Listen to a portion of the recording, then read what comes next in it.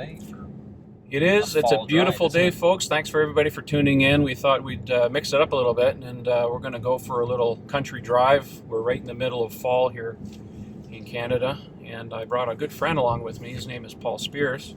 You say hi to folks there, Paul. How's everybody doing? Good. I met Paul at the Drive Electric event. What was it, about 2 weeks ago, right? Yeah, I think it was, Yeah, and lots of EVs there, and we hit it off, and I thought, oh, you know what? Let's have a little powwow and just discuss EVs and Tesla in general and see what's going on and just go for a nice drive, and everybody can get a good look at the fall, autumn colors that are out and go for a little drive out in the country. So what's been on your mind lately? Well, this announcement coming up seems pretty interesting. Which one? Well, the one on the Monday. The on 17th. Monday. Yeah. There seems to be a lot of speculation about what that might be. Well, that's... What are your thoughts? I thought it seems like everybody's steered towards the Autopilot 2.0 hardware, maybe some of the more autonomous features. I would tend to agree with you. The fact that they've announced it and the fact that no invitations have gone out to the general public for a physical event leads me to believe that this is going to be a conference call, similar to what they did when they announced the P100D, the new battery size. So I think it'll be kind of a press call and a press release after the fact. So maybe something like that. But yeah, I've been told kind of indirectly that it is Autopilot related. Now, it may not be necessarily Autopilot 2.0 because we don't know exactly where about Tesla is as far as their autopilot and self-driving technologies, what level they're at. But we do know that they've been, working on new hardware. I've been told that it's radar sensors, more radar sensors, and at least one more, possibly two, forward-facing cameras for reading street signs and stuff. And I think it's quite telling because of the new 8.0 software that just went out to the fleet. Right. That the front radar in front of in the car, which was really relegated for doing traffic aware cruise control or TAC, has been elevated to a primary sensor now because of the little point cloud thing that they're able to do now, similar to like a Microsoft Connect. So if they put more radar sensors to really take the place of what they've been doing short range with the sonar sensors, right? Because they put the sonar sensors around the car. So yeah, they need longer distance, longer range, and of course LiDAR is too expensive, so they have to really go with radar. And now that they've got this point cloud thing, which simulates, what LiDAR is really capable of, I think it really puts them in a good position to do that. Now you got to keep in mind, it's one thing to announce hardware. The software always takes time. It's just like when they did the first Autopilot release vehicles. I mean, it took a year for the software to finally come out so that people could take advantage of it. So they may announce that the cars are going to have, the hardware and stuff. I was told also that Tesla had paused production at the facility in Fremont to outfit some of the production lines, to start putting these in, the hardware at least anyway. So I don't know. Well, time will see. I don't know. If you want to consider it a product, I think the fact that Autopilot is a separate upgrade cost, I think could probably be constituted as a product. I don't know. We'll see. I don't think it's related to anything with Solar City and stuff because, of course, we've got the 28th coming up, right? That's right. So, yeah, I think that's probably what's going to happen. But, I don't want to speculate too much at this point. I like to see what they announce and then mull it over for a few days and then usually discuss it at that point. Sometimes we don't get the full story, right? Exactly. Yeah. I think it was pretty interesting seeing in the electric news about the German government, or I guess it's their transportation department, sending out information to owners about the Autopilot on the Teslas and recommending that they read the information that's provided by the manufacturer, which is kind of the obvious thing to do. I don't know. What do you think about that? Well, I think some of the regulatory bodies are basically just kind of parroting what Tesla's doing is, pay attention, use your wits, kind of thing. I think just covering their butts, I think, a lot of ways. Sorry for the shake, folks. We've got a camera that happens to have a stabilized viewfinder in there, so this is not the software stabilizing it. It's kind of doing itself. Yeah, they're just doing that thing. I think what's more important though too is the recent announcement, by the German government. Oh, son of a gun! We got some. Didn't know this was a dirt road. Oh well. Yeah, it's kind of half. Sorry if it's a little bit noisy. Apparently we're on a dirt road here. Yeah, that they have intentions. Of course, it hasn't been ratified. Of course, is to phase out internal combustion engines vehicles in Germany by 2030. Norway had started speaking about that in 2025, exactly. Yeah.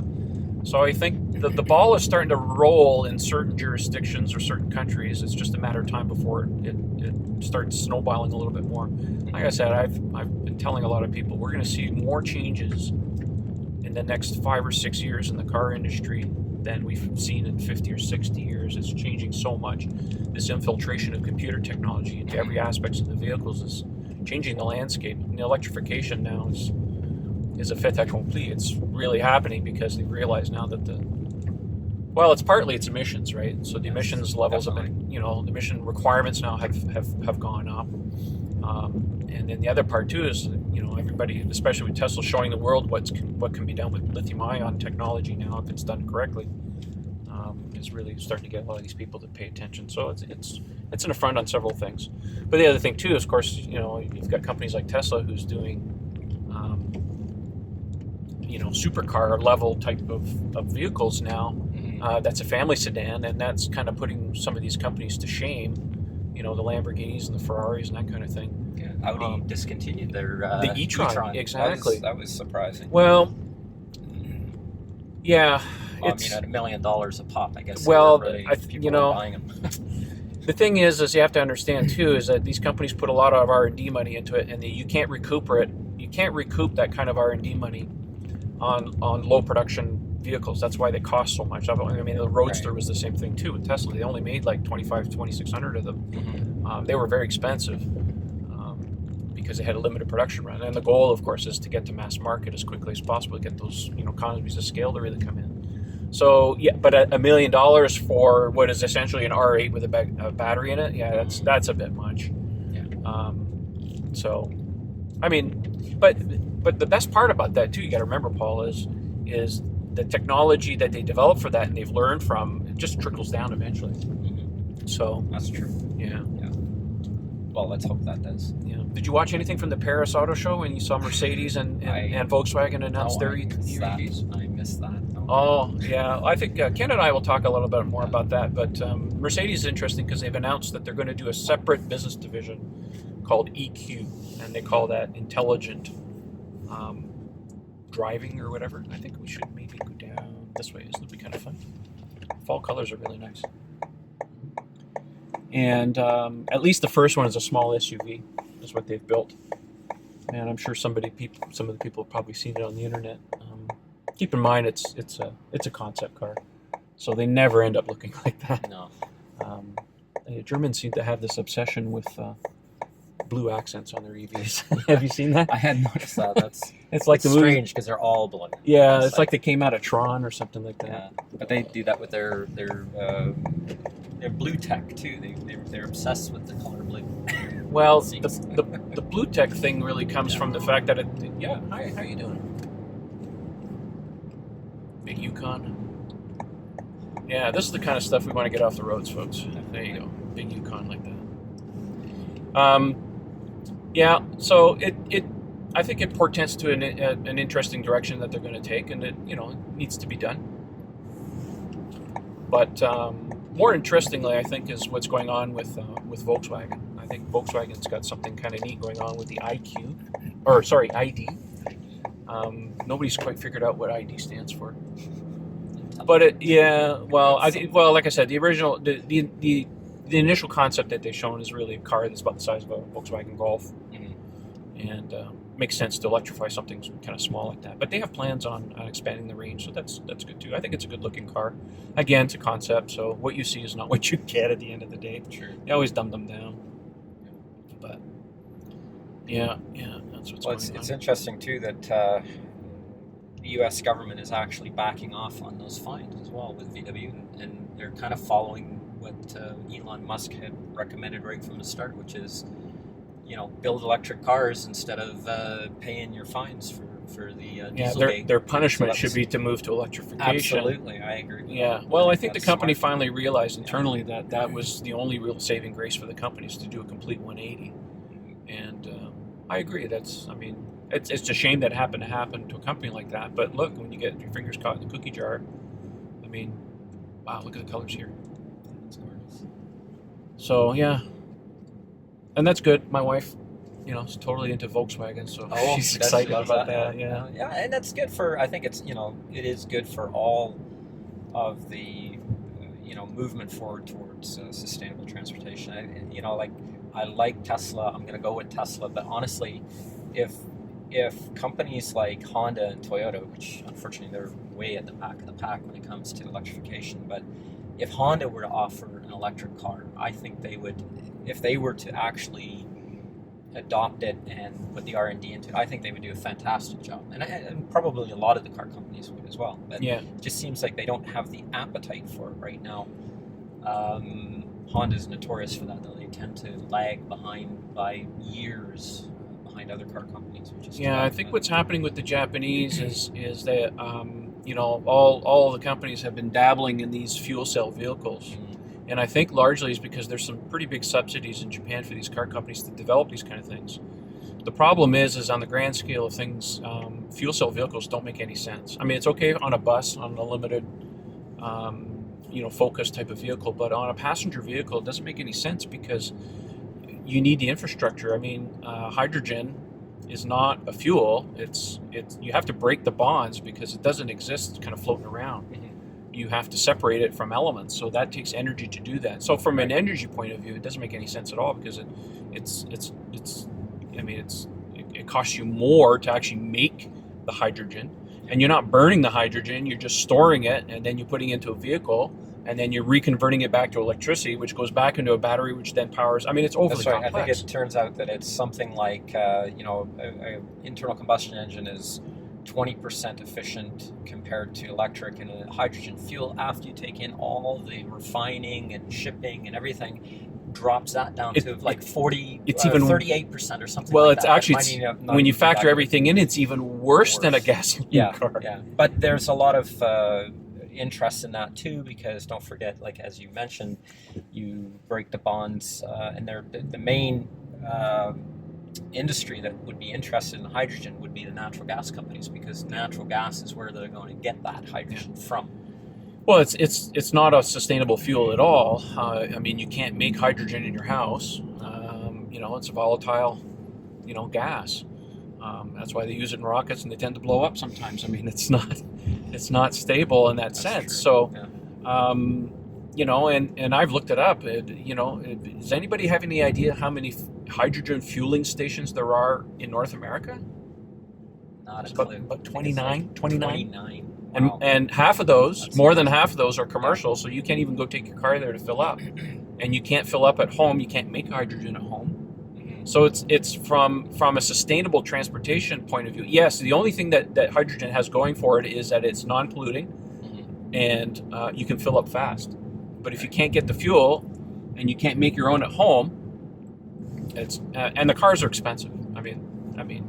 It's not a $100,000 car, but they're $50,000 US for the Toyota Mirai.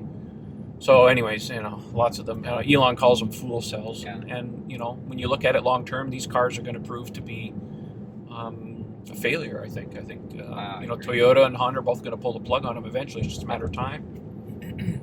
But not before they sell a few of them into the CARB states and they get some of their, their incentives or whatever it is, there's EV credits and stuff. So, speaking of EV credits, I hope for the Tesla 3, the Model 3,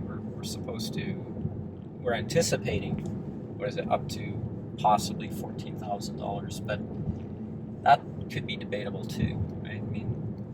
Depends. Oh, you're talking about the Ontario rebate? Yeah, the Ontario rebate. Okay.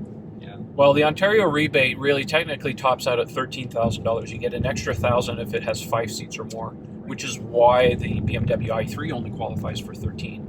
because it's only 4C. So the Model 3, all things considered, should easily qualify for the 14. I'm pretty convinced of that.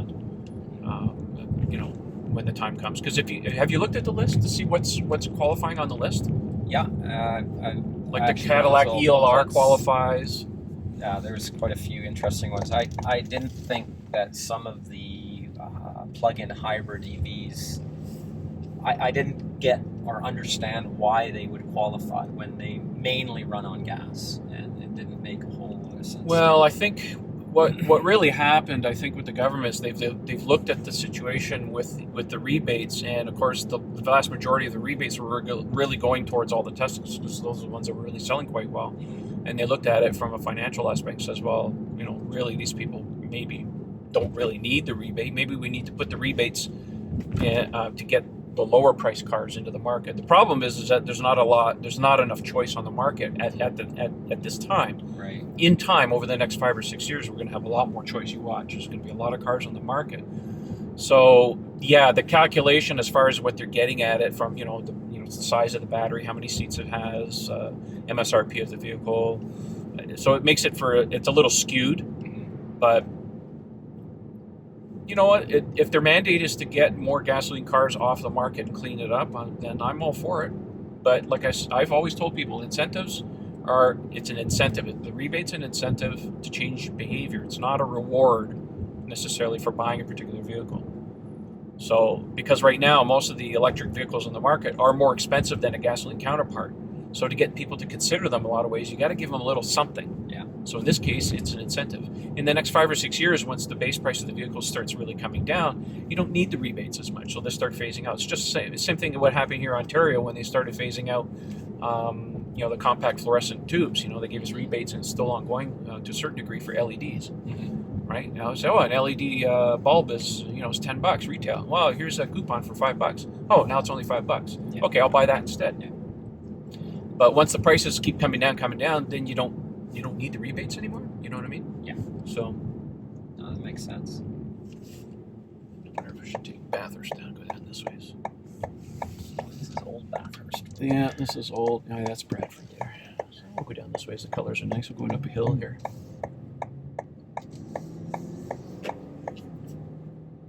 Those of you who might be in southern Ontario might know the area. We're driving through what's known as the Holland Marsh, and it's a very low point, and it's some of the most fertile land in all of Ontario. They grow a lot of root vegetables in here. You would see it better out on the highway, but I'm not really going on the highway. They have lots of carrots and all kinds of stuff out there. But look, we're not here to talk about fruits and vegetables, right? TVs. Tesla. Yeah, Model 3. Yeah, the Model 3. Yeah, it's been really quiet on the Model 3 front, like for news. It's getting, what I noticed was interesting. I checked it out. It was on the forum about the My Tesla page having the folders on the bottom. I checked it out, and it's there. Can't do anything with it from the looks of it, but it's there. That already exists if you're if you own a Model S or a Model X. All of your documentation, as far as your lease papers, your buying papers, insurance, and all that stuff, Tesla keeps copies of that electronically. So, and that's not the first thing too. We've seen the Model 3 page, of course, come up with the supercharging credits, the credit card thing, of course, kind of flip flops. To me, because I do a lot of web development, those are the web developers kind of putting things in there and just testing things as they go, and not really tying anything to the back end. This is a dead end, folks. We got to turn around. And they're just testing things, but all that stuff will start coming live as things kind of progress. They're just kind of fleshing out kind of the website. But I don't think it's any indication as to how soon Model 3's really coming or anything like that. It's just one of those things that's in there. What was interesting, of course, was the little bit about the supercharging credit, and they quickly removed that. I think it's an indication that they're thinking at least of implementing some kind of pay-as-you-go or a credit type system. Elon did mention, I think at one point, and I forget, and I think I have the tweet buried somewhere, where they said that if you want the supercharger access, it's an option you have to pay for. So I think there'll probably still be an option where you can pay for it up front, use it for life. But other people will probably look at it and say, I think we had this discussion too, that For the amount that I'm actually going to do long distance driving, does it really make sense to pay X amount of thousands of dollars for it, where maybe it's cheaper if I just put, I don't know, $10 a month or something in my credit and just use it whenever. I don't know.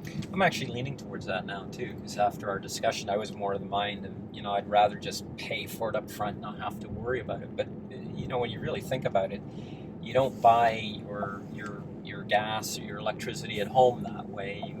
You pay as you go. You pay for what you use. So, in the very same sense, charging your electric car, it's a utility. Why not do it that way? I mean, that makes more sense. Yeah. Because otherwise, you may never. I think we kind of discussed that. You may never use that. If it was $2,500, you're not going to use that whole amount in the entire ownership of the car. So you're actually paying extra to support the supercharger network, which is great if you can afford it. But, well, we're still quite fortunate that the people who are buying Model S and Model X are still footing the bill largely for the upkeep and the deployment of the supercharger, and that's by necessity. And if you talk to any one of those owners, they're generally quite okay with that. I mean, they're fairly transparent about it. But yeah, the more I thought about it, I'm in agreement with you that I think long term it would actually probably be cheaper out of pocket if you were to just pay into the system as you needed it, rather than all up front. Because honestly, when I started thinking about how much long distance traveling that would actually require the use of the supercharger network, it's basically maybe once or twice a year when my wife and I go on a long distance travel vacation. Right. Day-to-day use, no, I'm charging at home, right? Which is the intent. So you get up in the morning, just like your cell phone, you're ready to go. It's fully charged, right? So, we'll see what transpires with that. Well, and then it should be interesting too, as well, if they can set that up. I wonder if they'll be able to allow other car companies, like maybe Mercedes, because I think they might be closer in charging capability, to allow them to use the supercharging network, the Tesla supercharging network. I'm not sure about the other companies. Chevy, I don't think, will be able to use it because they don't have the fast charging on board. Yeah, most of the North American, well, it's a toss-up right now. Anybody who's doing fast DC charging really has either jumped on CHAdeMO or CCS, the combined charging standard. Nobody's really jumped on board with the supercharger network, even though the patents are open and Tesla's willing to work with anybody. So I think it might be still a little bit early in the game, as far as the car companies are concerned, whether they actually jump on board with the supercharger network. But you have to remember too, a lot of these companies are, they still have this not invented here syndrome. If we didn't come up with it, we're not interested, let alone giving money or giving any kind of what's the word I'm looking for, credit or tip of the hat to a competitor. You know what I mean? Yeah. So there's a lot of ego. Yeah, there's a lot of ego involved with this. Definitely. But some of the car companies are putting money where their mouth is, like BMW and was it Mercedes or Volkswagen? I forget. One of the other two have certainly put some money into the pot to start paying for and developing and deploying fast charging network in Germany and stuff. So some of them are involved with that. GM has washed their hands of it completely for the Bolt. They're basically saying, well, it's not our problem. Other people will figure it out. We're fortunate here in Ontario that the government's put $20 million into the pot, and we're starting to see the fruits of that now. Fast chargers are starting to being deployed. So at least with the Tesla, you have the option to be able to use those, of course, because you can just buy the adapter. So, but yeah, it's going to be a little bit of a bumpy road, I think, for a little while, because these things are still playing out. But I think in a lot of ways, I think people are focusing a little too much on the long distance situation, because it's like somebody buying a vehicle. I think we talked about this before, that people buy vehicles on that 1% chance I might have to use it for this thing. Like, I'll buy this big pickup truck because I might have to carry a sheet of plywood one day. Exactly. Where it's completely and utterly, a bad choice for their growing family. You know what I mean? But no, I'm so. It would be a problem for somebody who bought a Leaf as their primary vehicle, So if you want to go on a long distance travel, that's more difficult to do because it just takes you longer. It's not like you can't do it, it's just going to take you longer. But now that we have vehicles now that are coming out with 320 kilometer range and of course more, that starts to become a little bit more feasible. But the average person doesn't drive that much.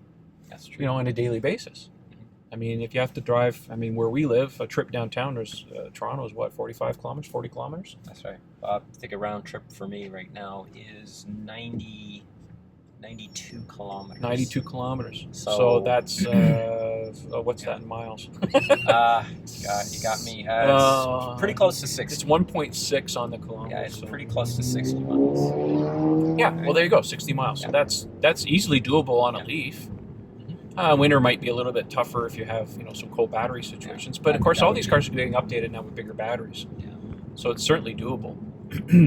So as a city vehicle, it's perfectly good. But I think more and more people are looking at it. Look, if I'm going to buy, say, a Model 3, and let's say the car is $35,000 US as a base price, call it 45 Canadian, or more with options. Now it starts to become thinking, well, if I'm going to spend that kind of money, might as well be my primary vehicle. And that's certainly, I'm in that camp too. I believe that's the route I'm going to go.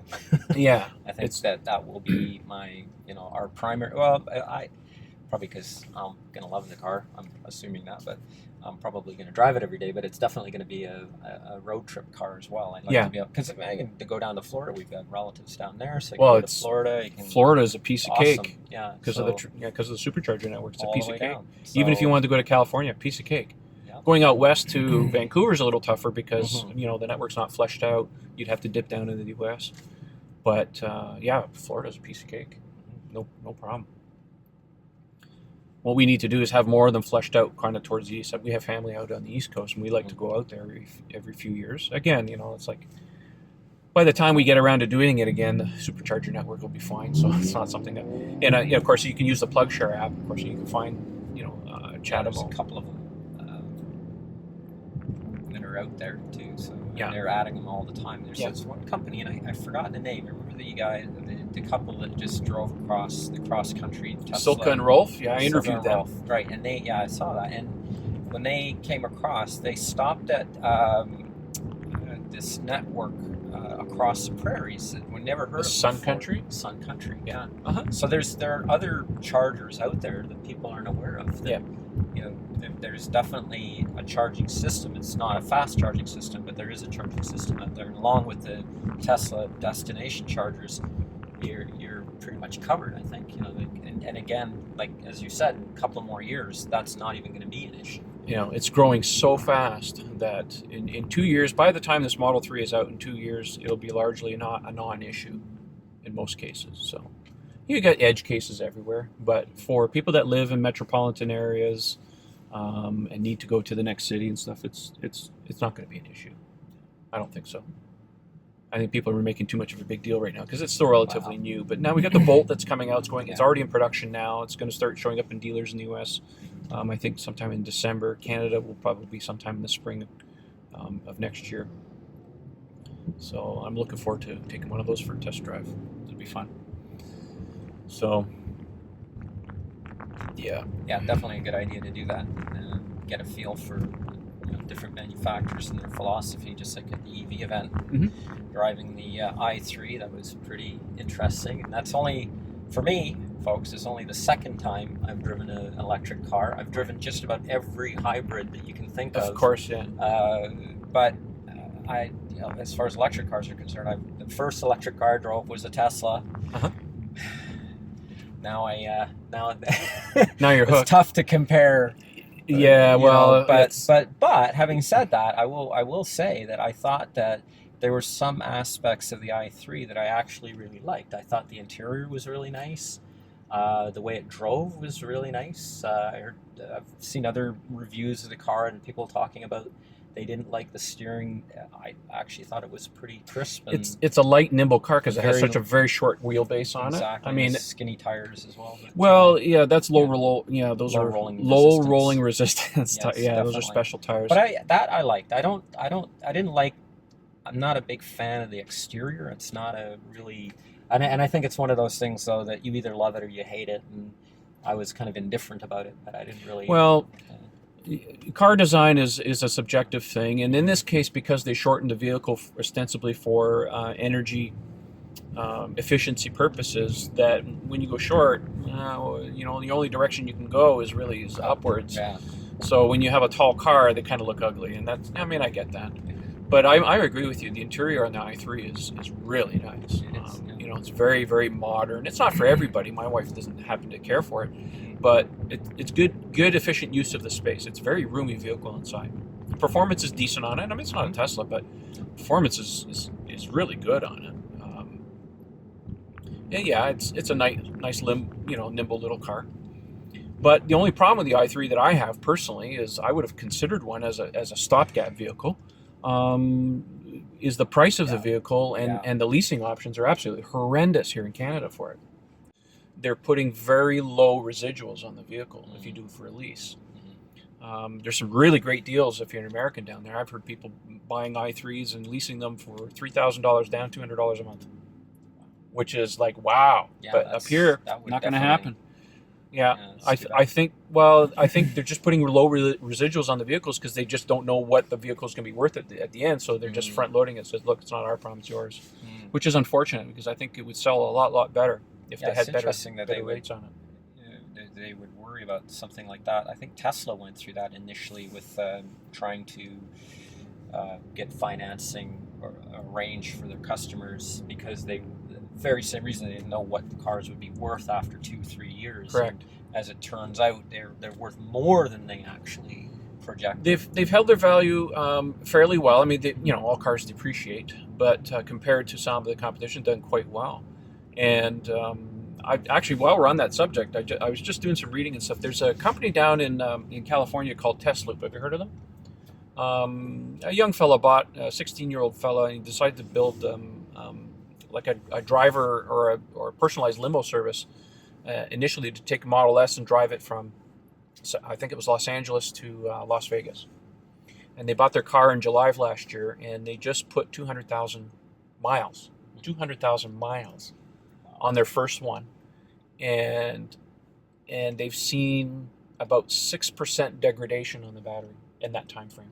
That's amazing. Yeah, and they charge the battery to 100%, which is not recommended for longevity. So the range charging. So, when people ask how long these batteries are going to last, I don't think it's an issue.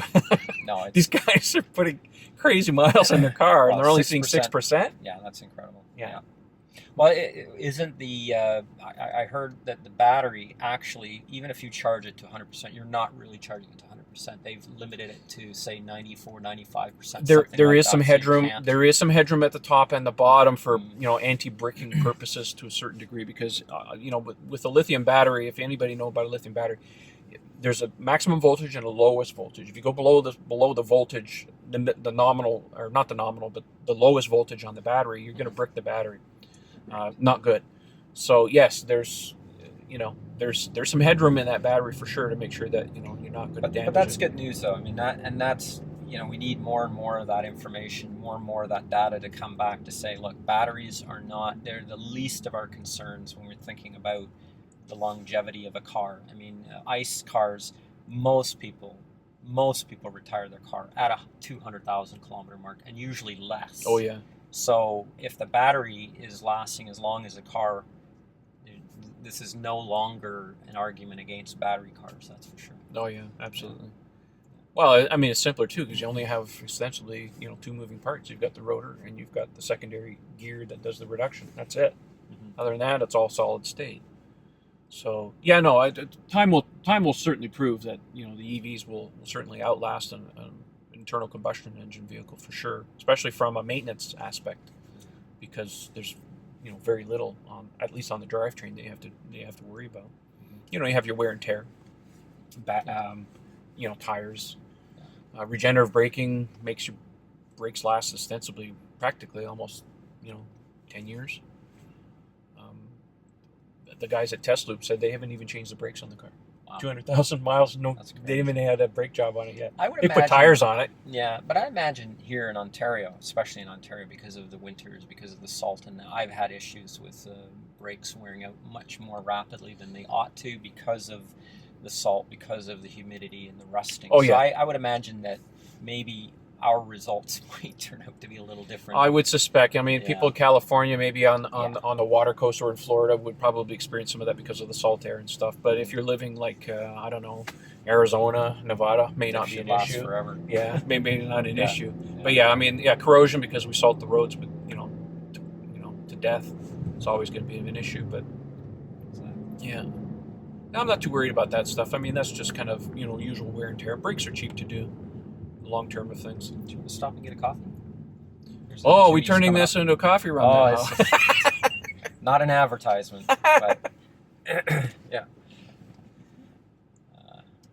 What do you want? Oh, I'll buy Timmy's, McDonald's? Timmy's. Yeah. Well, unless you like McDonald's. I'm a McDonald's man. Are you? myself. You know what? I actually like their coffee. Let's do. Their McDonald's. coffee is amazing. Yeah, let's do McDonald's. I've tried the McDonald's coffee when I Yeah. was in Florida, and it's different. It's nowhere near as good. The coffee in Canada at McDonald's is amazingly good. Yeah, there's one up on the left, just shy of the SO there. Okay. Pick your Lights. poison. Excuse me. You got any thoughts about what kind of options you'd like to get on your 3? Well, Let's just assume that most of the same options that are on the S are available on the 3. well, I'm sort of vacillating a little bit between just going with the base battery or going a bigger battery because of what we've been discussing about how far you drive your car, how what range you really need. Do we really need a long range battery? What I am hoping though is that if that is an option, I'm hoping that the battery that they put in there is simply, if it turns out to be say a 55 kilowatt hour battery, it's just derated by software, and maybe it's really a 65. And in that case, I'll just go with a base battery. If not, then I'll have to seriously consider getting a bigger battery because I would like to do long trips down to Florida. Right. So that would be number one. Number two is the all-wheel drive, so the dual motor. Dual motor. So I'm going to go dual motor. I definitely want that. I mean, I've got that in my Subaru. I love it. Yeah. I love all-wheel drive. Yeah, that's what this Don't know is how too. don't know how I lived without it before. It's incredible. It's a snowmobile in the wintertime. Yeah, it's incredible. So that for me is, and that might actually be, I would imagine that the all-wheel drive and the bigger battery might be combined. So that might solve my problem. Yeah, we'll have a look here. Let's see. What's your poison, Paul? I get a medium black.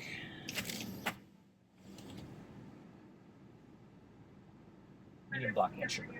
All right, could I get a medium black coffee, please? What else you want? 1 sugar. And 1 sugar in that? And then a medium double, please. That's all, thank you. All right. Yeah.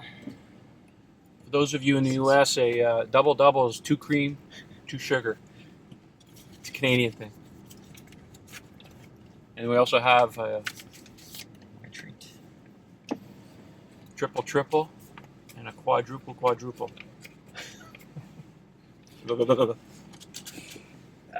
Oh, you seen Canadian money? Keep it simple. Yeah, that funny money.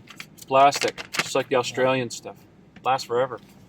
Or one wash in a dryer, and then it's done. It melts. It melts and breaks apart. Yeah. It's not good. And the paper was better. There, dear. We're still finding pieces of a $10 bill. Are you? Very good. Thank you very much. Coming Have out a of nice the day. dryer. There you go, Paul. Cheers. Thanks for the coffee. Yeah, you're welcome. Oh, we've got our coffee. We're going to be all caffeined up now. Oh, yeah. Oh, coffee. The nectar of life. Yeah, nectar of the gods. Mm-hmm. Yeah. Silly watch. Oh, the other options we were just talking about. Let's see. Of course, the cold weather package. Oh, yeah. Gotta have that. This is Canada. Yeah. Gotta have that. Yeah. You haven't driven a nice car until you've had a heating steering wheel like I And have. that I don't have yet, which is. Oh, it's so nice. I was so. Heated seats are great, but heated steering wheel is like bliss. What about the cooled seats? I have never owned that. So. I don't find Does that using. I have them in this car. I don't use them all that often. But there are times it's nice. The only problem is that the cooling takes a long time to really kick in. The heat you feel very quickly, but the Right. cooling takes a little longer. Mhm, mhm. But hey, it came with the particular options package. That I could probably live without. Mhm. But the heated, oh yeah, gotta have that. I mean, not in California or No. Nevada, but need it here. Now, I was gonna, that question about the battery thing, because I want to talk about that. If you live in a colder climate like where we are, the battery's the first place you should be putting your money, because you are going to suffer some range loss in the winter because of the battery packs being cooled, because of being sitting out overnight. Yeah, the trick is, of course, is to do preconditioning, to bring the battery pack up to operating temperature.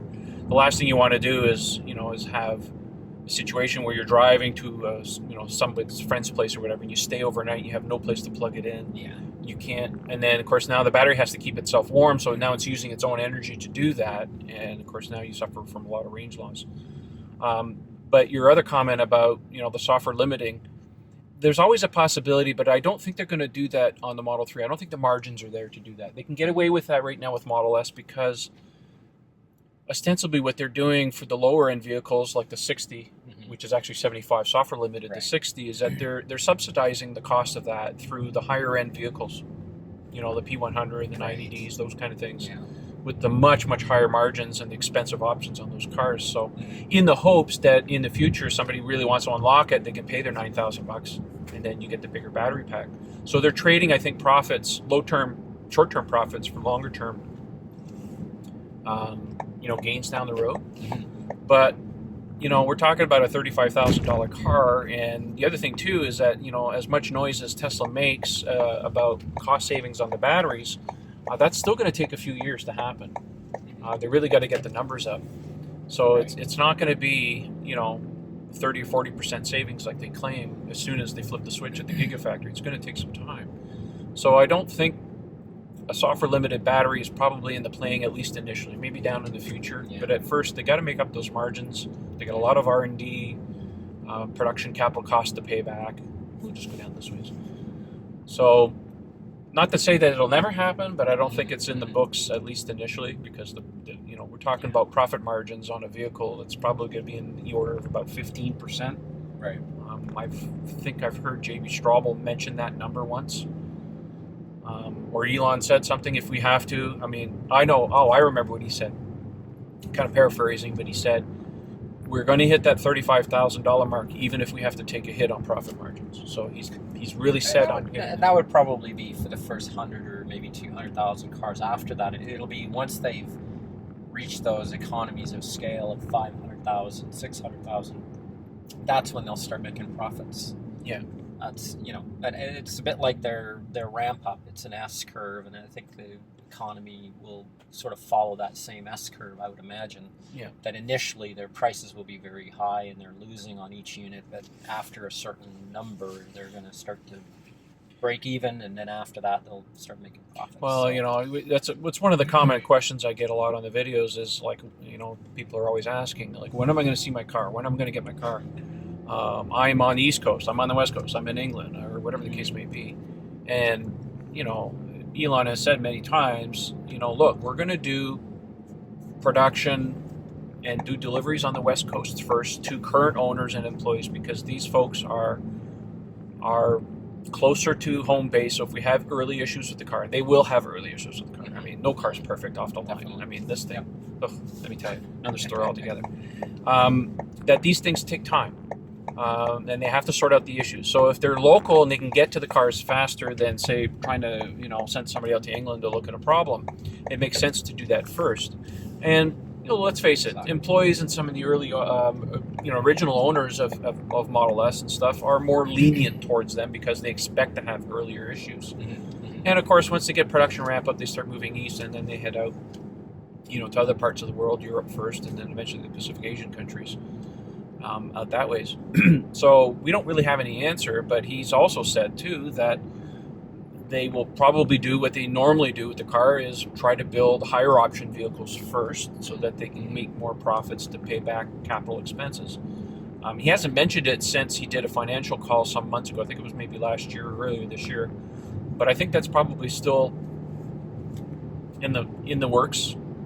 but anything's up to change. But yeah, you're right. You know, the news on Model 3 is a little slow right now. What we are seeing is little dribs and drabs. Really, is getting the factory ready. Like, you know, they just put out you know, the paperwork to Fremont to essentially double the size of the factory. And they've, you know, I know for a fact that they've actually broken ground on flattening some of those parking lots and you know, on the north side and stuff. So they're definitely, they had a couple. Actually, I'm not sure where I found it. It might have been through one of the electric or one of those. They had a news reel on it, and they had the mayor talking about them breaking ground and the permits and so forth. So yeah, I mean that's definitely happening. I was a little surprised actually, because I thought they were talking about making the plant that they have more efficient, more dense, and so forth. Well, I think it's both. But I guess they need that extra space because of part 2 of their plan as well, and expanding into pickup trucks and semis and all the rest of it. So they need to prepare the plant for all of that as well. Yeah, it's all part of the plan for that. Yeah, I had a forum member who went down to Fremont. He had to go to the Bay Area, and he ended up getting a tour of the factory, and one part of the tour and stuff, they were driving outside in a little tour bus, and they saw that they were already breaking ground, and this was over a month ago. Was that A.E. Dennis? No, it's no, not Dennis. Mr. Mad Hungarian. Shout out, buddy. Hey, look, I'm wearing your shirt today. Isn't that cool? You like that? Yeah, I'm wearing the shirt today. You'll like that. Hey, Ivan. Yeah, he had reported. He went on a tour, and he saw that they were already broken ground at the factory, and this was over a month ago. So yeah, so you know, the wheels of change are certainly moving down at Fremont.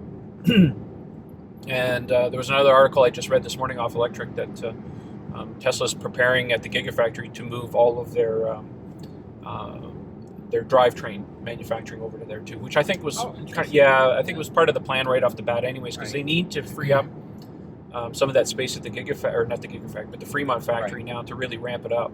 And why not move it out there? Because, you know, you're building the batteries, which is the major part of the drivetrain. Might as well move it over there anyways. Yeah. So it's just a matter of just picking up essentially the assembly line, just moving it over there.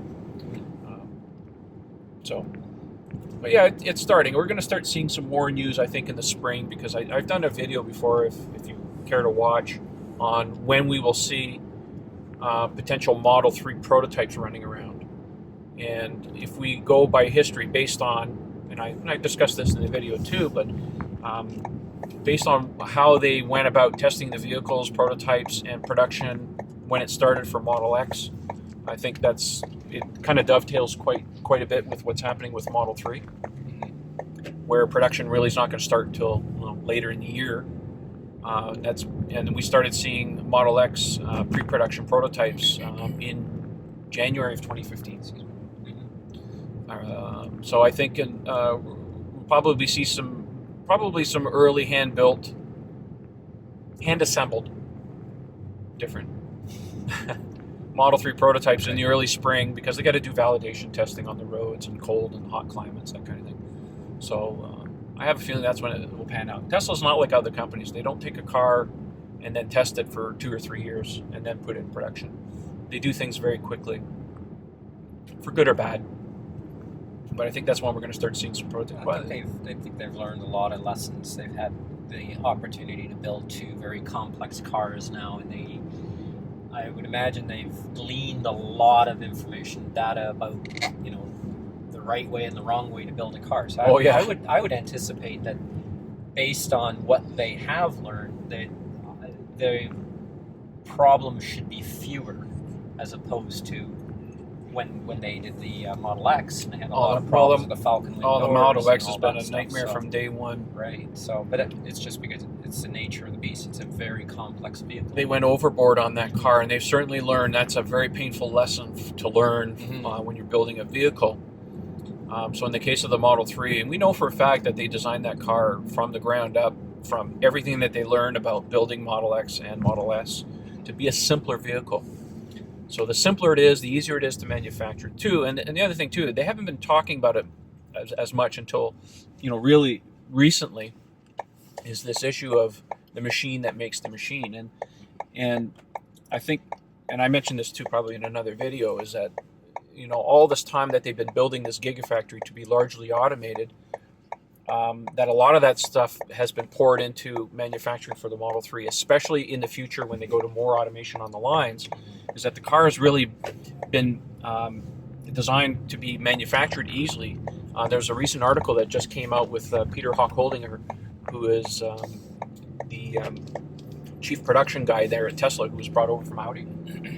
And in the article, he says things like, well, if you look at a wiring harness in a vehicle, wiring harness is not designed for robots to install, it's for humans. Right. And if we're going to go to robotics, you have to think about those kind of things, like how can we design or simplify a wiring harness that a robot could install. So that just shows you the kind of things that Tesla's thinking about in the future, that in order to keep the costs down and manufacture more cars and move the production line a lot faster, that you got to eliminate as much people crawling around inside the cars, because that's what's slowing things down. So that's indicative that they're certainly thinking about those kind of things.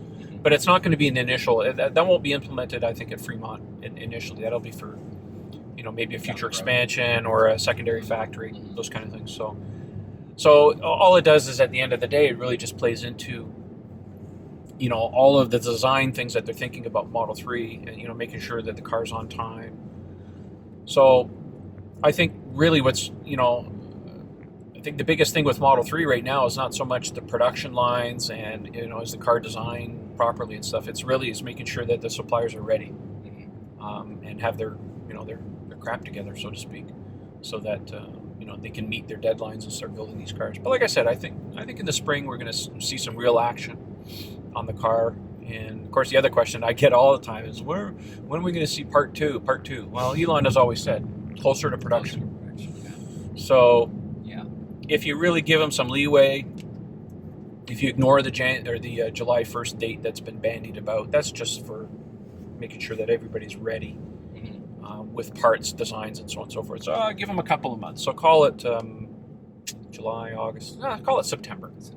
Yeah. So the reveal will probably be somewhere in that vicinity, maybe a little bit sooner. I'm just going by previous history, what they did, especially with the Model X. They showed it off at the end of September of 2015, but the car really didn't go into production, in volume production, until a few months later. I think Model 3 will go in production a little bit faster. He's still building this house, eh? Where's this one right here? Wow. These are massive homes. They're still building these homes.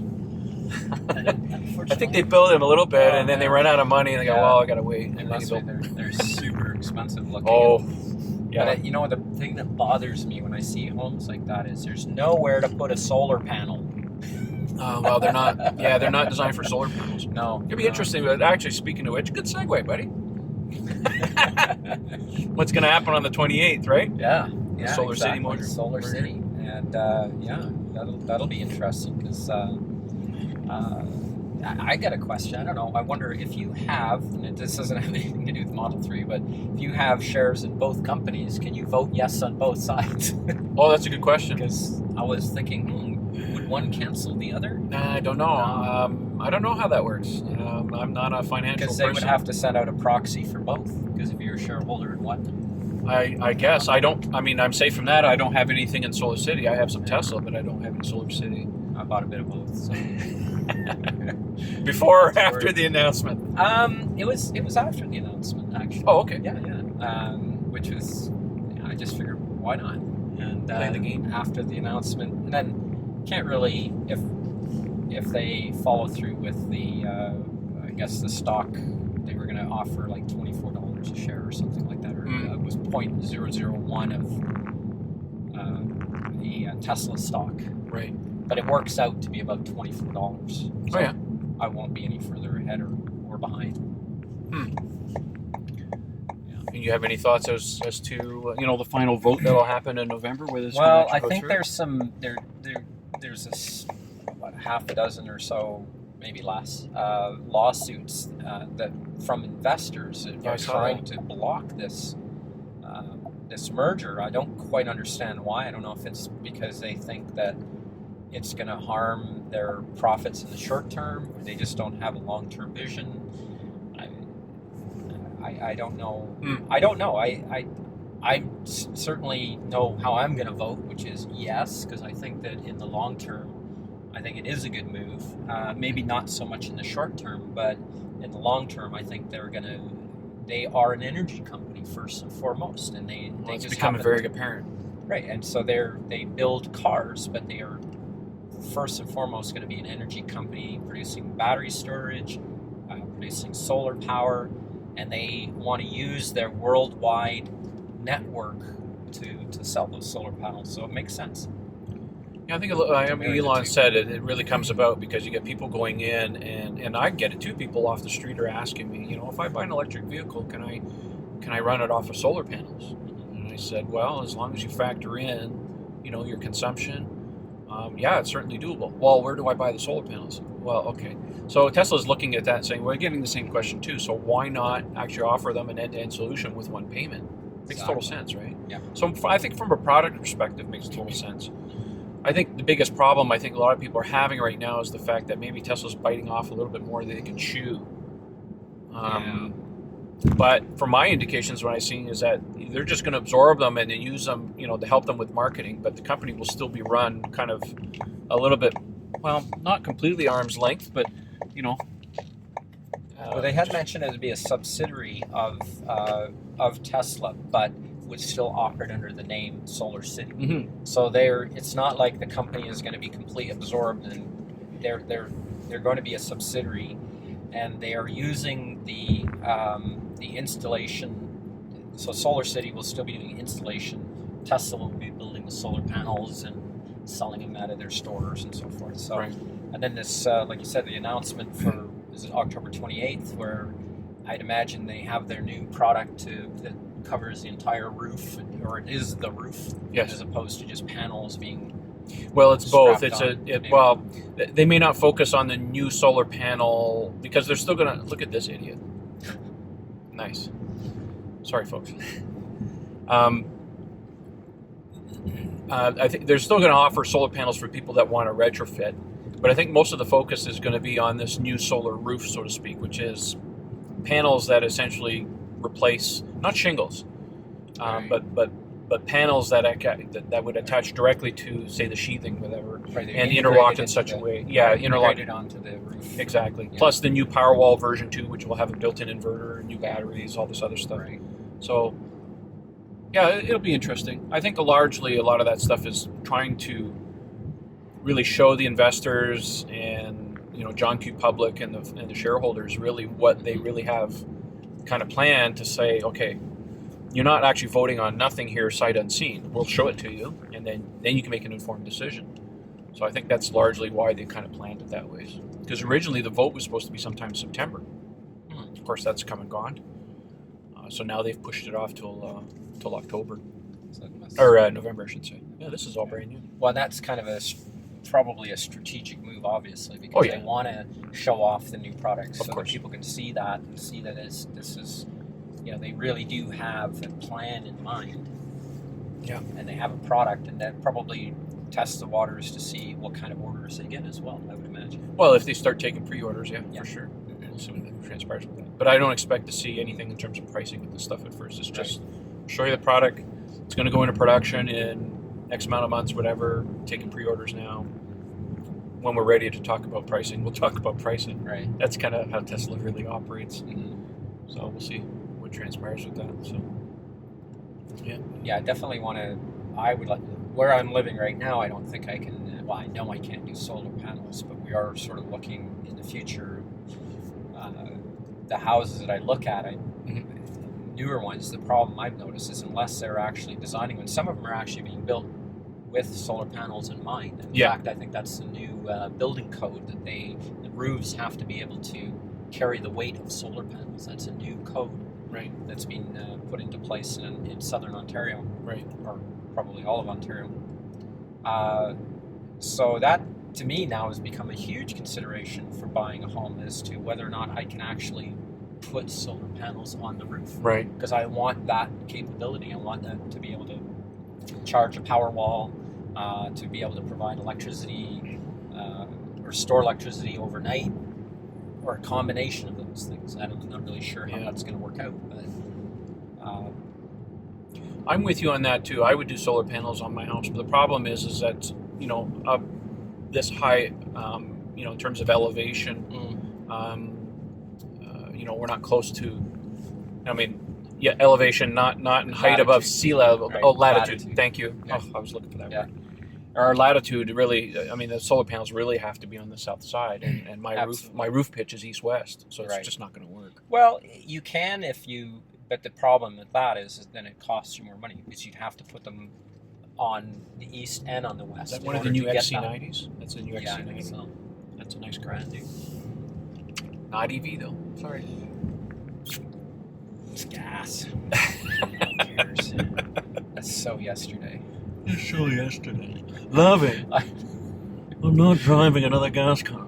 It's not to put anybody down who owns a Volt or any an i3 Rex, but my own personal philosophy is that batteries are getting better, bigger. To me, the gas motor is a crutch, and it's not even a crutch. I would even call it a comfort blanket because it's there in case your battery gets too low. Yeah. But with good planning, people are going to get used to planning their trips around their range. Well, from what I've heard from most of the people who have the i3 with the Rex, they hardly ever use the range extender. Or even the Volt. I had a gentleman, very nice gentleman at the EV meet. Yeah. And we were discussing it, and he talked about his Volt and how much he loved it. And at one point he said, I haven't used a drop of gas in 6 months. And I went, so you don't really need the gas motor, right? You only need a battery. And I really do like the idea of the internal combustion engine sort of going the way of the dodo bird. Yeah. I think. Well, I'm with you too. I'm a bit of a purist. So if I'm going to buy an EV, it's going to be battery only. I'm not really interested in anything that has. But it's good, and it's an important step. I along the way to that people who are willing to kind of take that initial step, but they're not yet comfortable with the battery. But I think that was early on. People weren't sure. Oh yeah. Like, as we were talking about the battery longevity and so forth and so on. Mm-hmm. But now we know that that's not the case. That the batteries are reliable. They're going to last a long time. Well, the newer cars are reliable. The newer ones. I mean, I'm sure if you talk to somebody who lives in a hotter climate with a Nissan Leaf will tell you otherwise. But yeah. Well, and even the new Nissan Leaf, Bjorn. Yes. He did a test drive of a newer Leaf with a bigger capacity battery. Yes. And as he was able to do his trips, but the one thing he noticed was that the charging, every time he went to charge the thing, that went right up to the top end of the temperature range of the battery. Yeah. And that seemed to be an issue throughout the entire drive. Yeah. But that's... Well, they don't have a thermally... Right. They don't have a liquid-cooled thermal management system. No. It's free air. It's interesting that Nissan hasn't adopted thermally regulated battery yet or tried to work on that. Well, I'm sure they've learned from that mistake, and they won't make that mistake when they revise the Leaf. Well, and the new battery that they're designed, that hopefully that will have that higher density, energy density. I think we're going to be very pleasantly surprised when they finally show off the final Model 3 in terms of its battery capacity and its range, because these new 2170 cells have some serious legs on them. We're talking almost 47% more volume. Right. And for only 10% larger of a cell compared to an 18650. So we're going to see some serious punch. Largely that comes into play with cost of saving, economies of scale to get the cost down. Because if you can make a cell for the same, if not less than an 18650, but it has 30 or 40% more energy in it. Well, and that right away you're going to realize weight savings because you don't need as many batteries. You can, the 55. If they go with a 55 kilowatt battery, it's going to be lighter than if it was a 55 kilowatt hour battery with the traditional batteries. Right. It should be a lighter battery pack, in theory. We'll see. We'll have to wait and see. The only way we're really going to know is once these, somebody pulls the battery out, takes it apart, right? Yeah. Because that's not something that Tesla puts out on the table and says, "Here's how we build our batteries." Mm-hmm. So it's the same thing. They made these changes internally on the P100. And we're not going to see the internals of that battery until somebody gets in a crash and somebody, pulls one out of salvage and tears it apart. Yeah. But they've said, that largely, the new cooling system that they've had to re-engineer for this battery pack is largely pulled from the Model 3. So they certainly made some advancements and some, rethinking. Okay, well, if we did it this ways, is it better at the end of the day? I think we're gonna go down this ways and call it a day. Dead Leaf tour is over. Yeah, Dead Leaf tour. Oh, the colors are pretty nice. Yeah, it's really nice when you go flying too. You get over top out by Claremont and up in that area, you can see a lot of fall colors now. I was in Sault Ste. Marie 2 weekends ago. Oh yeah. Had to go up there for a thing, and the colors were already changing. It was beautiful up there. Beautiful up there. Yeah. But man, what a haul. Ooh, yeah, long ways to get up there. Or? Yeah, we had to drive up there with a bunch of guys. Oh. But yeah, it'll be crazy. I get to do a little back in the saddle as far as flying again. I got my medical back and everything. So good. Awesome. Good. Good to hear that. Yeah. Well, I think we're going to call this one a drive. That was a really nice thing. Good talking to you, Paul. Got lots of stuff to edit. Yeah. And I didn't even swear. Neither did I. I was surprised. I was driving him to put an explicit tag on this one. Craps in there. Oh, crap's okay. Yeah, crap's okay, but there was no F. Thanks for coming along. All right, thank you. It was enjoyable. Yeah. It was a nice ride. Thanks for everybody for watching, and we'll see you next time. Don't forget to follow us on Twitter at Model 3 Owners. If you want to join our forum, just go to model3ownersclub.com. We're on Facebook too, so you can look up that link, and we'll catch you next time. Maybe on Monday, I might have something to talk about. That's if I get that far. And then definitely on the 28th. So anyways, thanks for watching, and tune in again for next time. Bye, folks.